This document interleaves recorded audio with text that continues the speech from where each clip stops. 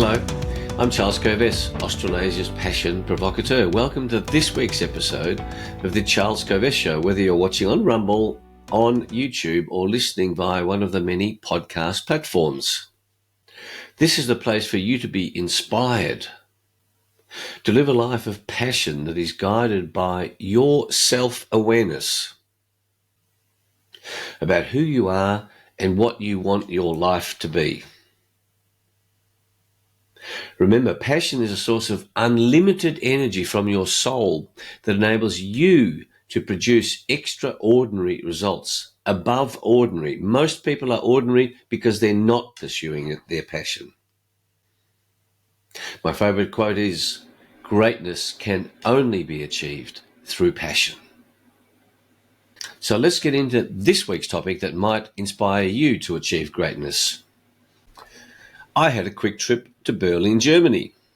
I left Australia on Tuesday night, 10 June, arrived in Berlin on Wednesday early afternoon, and I left Berlin Saturday afternoon, arrived back in Australia at 1:45 on Sunday night, the 15th of June. So that was a bit of a quick trip, I must say. I went to go to speak at the European Industrial Hemp Association conference. I was one of the speakers. I spoke on the topic of international expansion in my role as an executive board member of the Federation of International Hemp Organizations. The program was most interesting, most broad-ranging. I have a copy of the program here, and there was a meeting of the European Industrial Hemp Association members on the Wednesday that I attended, and then the conference itself was on Thursday and Friday. And then at the end of the conference was the annual general meeting of FIHO, the Federation of International Hemp Organizations. Have a look at this amazing range of topics. So talking about the German regulatory approach to cannabis and hemp. And remember that hemp, industrial hemp, is cannabis with less than 1% of THC, the psychoactive portion of cannabis. That's the only part that gets you high. So it's quite a distinction between hemp and cannabis, but hemp is cannabis. So there was the regulatory approach, and the politicians keep getting in the way about their fear about cannabis. So there was a conversation around that. Then the breeding of genetics of the types of seeds, and the hemp industry is opposed to genetic modification and genetic engineering of seeds. How do you farm this crop so you get ideal results? Then there were sessions on fabrics and textiles, and I'm wearing my hemp t-shirt now, and you've heard me say what a wonderful material it is, and I can wear my hemp t-shirt for 4 weeks in a row, no wash, no smell, because hemp is a natural antibacterial. And the other big benefit of hemp and farming with hemp is that you need nil or minimal chemicals to put into the soil, and you can successfully grow hemp without the need to add chemicals, herbicides, pesticides. It's also salutary to understand that healthy plants are not attacked by bugs. And if you speak to experts on this whole question of organic or biodynamic or biological farming, you understand that bugs are not attracted to healthy plants. Their taste is not to their taste. So the taste of healthy plants is quite different to unhealthy plants that have been chemically grown. So this whole question of killing all of the bugs on the planet to make sure that your crops will grow is wildly misplaced. Then there were topics on construction, using hemp for construction materials, and a whole range of people around the world are doing some amazing things in construction. You can build with hempcrete, you can build with pressed fiber, you can use it for insulation, you can create so many wonderful different building solutions, and it also deals with the problem of a lack of timber. On the Friday, the first session in the morning was talking about CBD, cannabidiol, and CBD is a wonderful medicine or a nutraceutical for many people. It's one of the 150 cannabinoids that is in the hemp plant. So cannabidiol is one of the cannabinoids, as is tetrahydrocannabinol. And so there are some people achieving wonderful health results through this naturally occurring substance in this magnificent plant. Then there was a conversation around the value chain, and the challenge for hemp is, despite being such a wonderful, wonderful product, there are supply chain, value chain challenges. And so the industry is now ready for significant investments to handle the value chain, supply chain issues. The opportunity to add value to this plant to then produce 25, 30, 40,000 different products was well explored, and the opportunities for humanity from all of these different solutions are so exciting. Then I spoke on the Friday afternoon in the international session and talked about what's happening globally. It's exciting to see the number of new countries that are legalizing cannabis and industrial hemp, and the expansion opportunities are very exciting. FIHO, of which I'm on the executive board, we have adopted a vision of 10 million hectares of hemp by 2030. And right now there's 545,000 hectares. So you can see there's going to be some 2,000% increase. That's the vision over the next 5 years. It's an exciting game to be a part of, and it was wonderful to be in Berlin, mixing with about 120 people who are truly passionate about hemp and cannabis, and who are collaborating together, inspired by the amazing benefits that hemp and cannabis can bring to humanity. One of the speakers from the Ukraine talked about setting up a $30 million fiber producing plant. Get this, to the west of Kyiv. So whilst we're talking about the Russia-Ukraine conflict, there are new enterprises growing up in the hemp space in Ukraine. It was very heartwarming, and it just shows you the resilience of human beings being able to cope with the challenges that are thrown at them. This Ukraine factory is very visionary, and Andrei Mikitiv was the founder of this, and it was wonderful to speak to him. He was born near the border of Ukraine and Hungary, and I look forward to working with him in the future in terms of rebuilding the Ukrainian economy in one of many ways, but hemp is certainly one of those ways. The challenges of political interference in cannabis and hemp are real. People say to me, if hemp is so good, how come it's not a mainstream product, mainstream crop now? When I say mainstream, big enough? And the answer is political interference. And our job as an industry is to educate politicians so that they're not consumed by confusion and fear.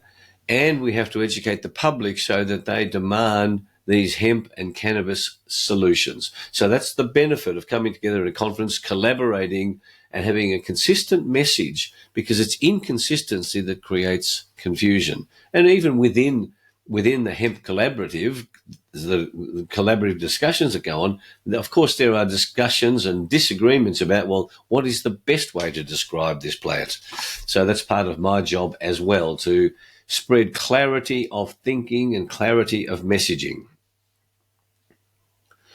Whilst in Berlin, I couldn't help but think about the German government and how corrupt it has become, as demonstrated by its handling of Dr. Rainer Fulmich, a lawyer, German-US lawyer, who is presently incarcerated following a show trial in Germany.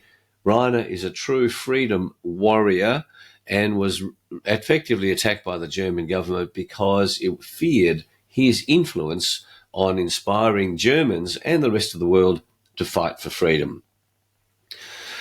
So the passion of the hempsters, I call them hempsters, was there for all to see. And then that passion, that unity that comes about from this desire to make this plant succeed, it's wonderful to be part of that. There's unity around this cause of liberating this wonderful plant. It reminded me of how exciting it is, how inspiring it is to be united by a cause. The supportive environment that's created when you are part of a cause. And one of the things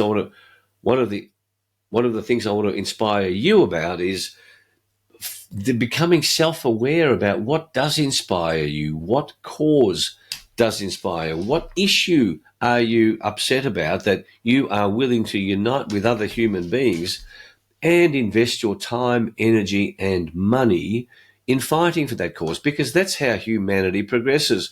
Politicians will keep doing what they do if we don't help educate them about what they should do. So whose agenda should they be following? Their agenda or the people's agenda?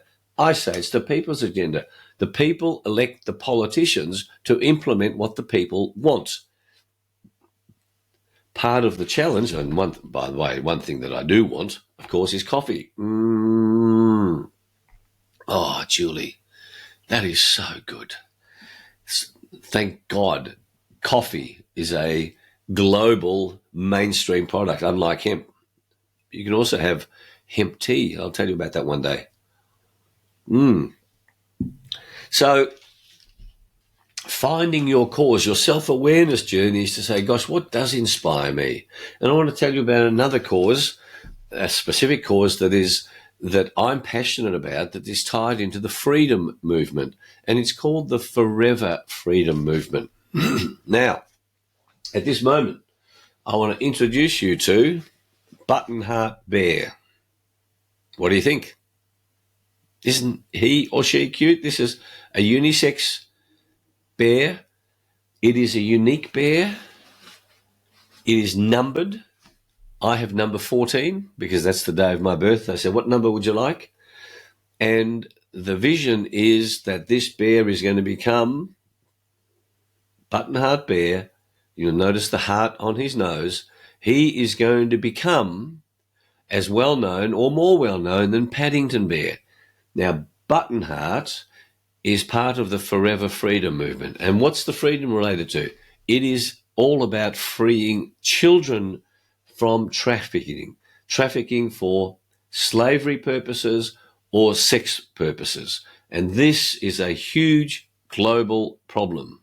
And what the Forever Freedom Movement is about is for you to buy one of these bears for yourself, for your grandchildren, for your children, and spread the word that Buttonheart is here to give freedom to children, free from being trafficked.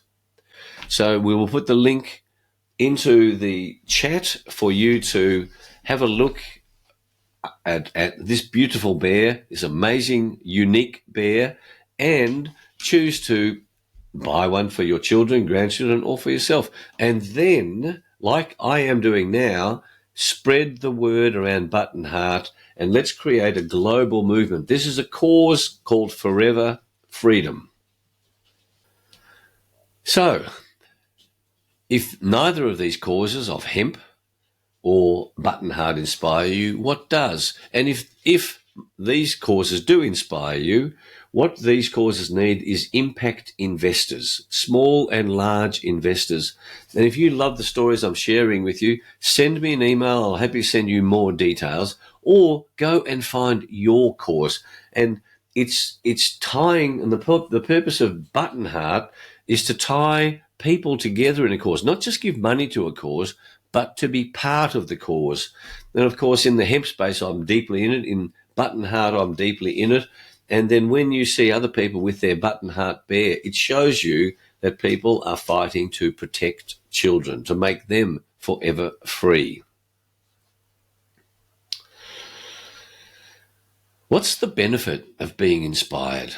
Well, over the last 32 years, in many speeches and workshops that I have run, in the early part of the program, I will often quote Patanjali, a famous Hindu philosopher.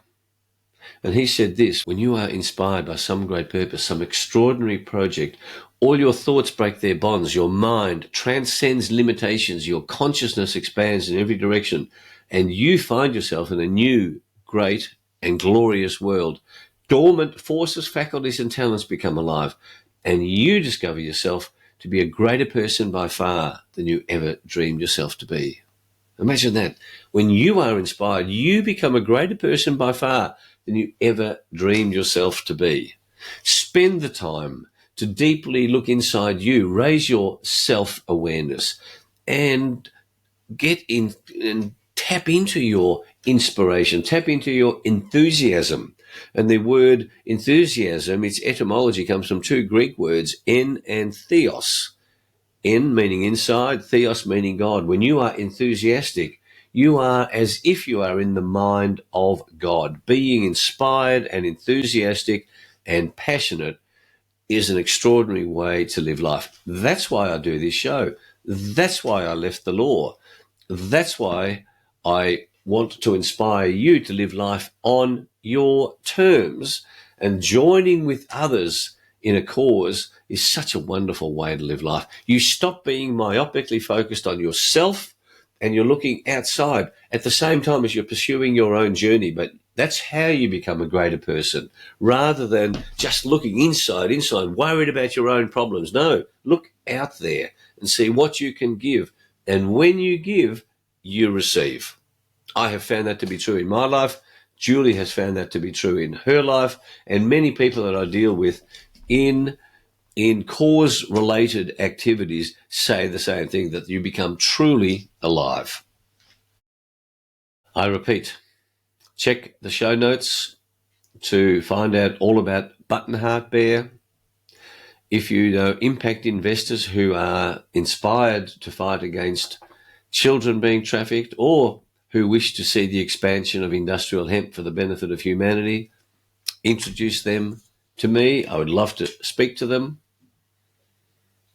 and do the work so that you continue to understand yourself more deeply, so you make better and better decisions.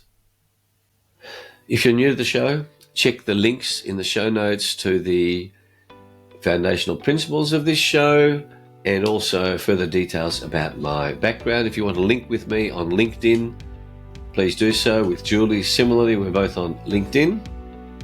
Please subscribe to the show and share it with your networks. It won't cost you anything except the risks of greater passion, greater awareness, and a far greater enjoyment of your life. Thanks for watching and listening. Until our next show, have a wonderful, passion-filled, challenge-embracing week. See you next time. Bye-bye.